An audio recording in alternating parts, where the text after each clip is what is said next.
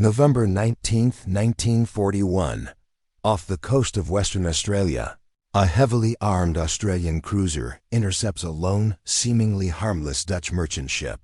This was HMAS Sydney, a celebrated Leander-class cruiser. She was fast, thickly armored, and packed with 8 6-inch naval guns. She was the absolute pride of the Royal Australian Navy. Yet mere hours after intercepting that merchant vessel, the Sydney vanished. No distress calls, no lifeboats found. All 645 crew members disappeared into the Indian Ocean.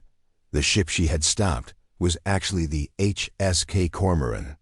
It looked like a standard cargo freighter, but it was a German merchant raider packing concealed naval artillery and underwater torpedo tubes. A converted freighter completely annihilated a purpose-built warship, leaving 0 Australian survivors. For decades, naval experts couldn't make the physics of that outcome make sense. The Kormoran didn't survive the encounter either, but over 300 German sailors managed to abandon ship. They were eventually rescued, captured, and interrogated by Australian authorities. Their testimonies became the only accounts of the battle. Without a single Australian witness to corroborate or challenge the German story, an enormous information vacuum opened up. Nature hates a vacuum, and so does the public. Rumors quickly filled the void. People speculated that a secret Japanese submarine must have intervened. Others claimed the German commander used an illegal fake surrender to lure the Sydney in, or that the government was executing a massive cover-up to hide their own incompetence. Because the physical evidence was locked away on the seafloor, these theories festered. The loss became a national trauma, and the actual mechanics of the disaster remained totally obscured for 70 years. That changed in 2008. Deep-sea search teams finally located both wrecks, resting 2.5 kilometers down on the ocean floor, separated by 12 nautical miles. To figure out exactly what happened, a government commission called the Coal Inquiry deployed advanced remotely operated vehicles. By mapping the debris and structural damage, investigators could test the German survivors' accounts and reverse engineer the battle. This tactical diagram shows how Captain Joseph Burnett made a fatal error. Instead of demanding the ship's secret code from a safe distance, he ordered the Sydney to close within 1,500 yards for a visual inspection.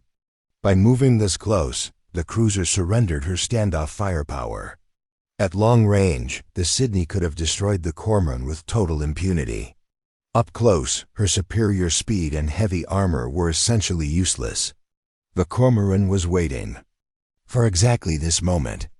At optimal point-blank range, the ship dropped its fake flag, hoisted the German naval ensign, unmasked its guns, and opened fire. There was no war crime or phantom submarine. The Kormoran survived simply because it exploited the era's standard inspection protocols, turning the Australian cruiser's own operational rules against it. The footage from the ocean floor clearly maps the devastating effects of that opening. Volley. The ROVs captured massive damage across the cruiser's upper superstructure. Specifically, investigators found a 15-centimeter shell hole punched straight through the Sydney's compass platform. That single hit decapitated the command staff and severed the centralized fire control wiring in the first 30 seconds of combat.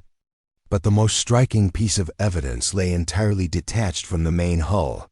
The ship's entire bow was sitting on its own on the seafloor. This schematic reveals why. The Sydney was equipped with a retractable sonar unit called an ASDIC. Domed near the front of the ship, a German torpedo struck this exact weak point, annihilating the forward buoyancy and causing the weakened hull to snap off completely. As for the lack of survivors, the wreckage answered that too. The ROVs located the ship's lifeboats and Carley floats, open, unprotected rafts like the one pictured here. Every single one was shattered by shrapnel and severely fire damaged. Forensic analysis concludes that 70% of the crew died in the initial firefight. Those men who lived were trapped on a burning, sinking, headless ship with absolutely no functional life-saving equipment. The seabed autopsy proves a terrifying reality. It was a rapid, cascading failure of structure and command. The sheer violence of the sinking made human survival physically impossible. The cold, hard steel on the ocean floor conclusively debunked the decades of speculation. There was no foul play, and there were no hidden enemies. And despite suffering mortal wounds in those opening seconds, the Sydney fought back fiercely. Her aft guns fired relentlessly under local control, ripping through the Kormoran's engine room and ensuring mutual destruction. By dredging up the empirical facts, deep-sea archaeology treated a running sore in the Australian psyche. 70 years of agonizing rumor were finally replaced with a definitive historical record. Out of 645 men, only a single unidentified body ever washed ashore. He was buried in a nameless grave on Christmas Island, months after the battle. 80 years later, scientists exhumed those remains, extracting mitochondrial DNA and running advanced isotopic analysis on his teeth to trace where he grew up. The results gave a name and a face to the tragedy. He was able seaman Thomas Welsby Clark, a 21-year-old from Brisbane. His reinterment with full military honors in Western Australia provided a profound symbolic closure for the families of every man lost on the Sydney.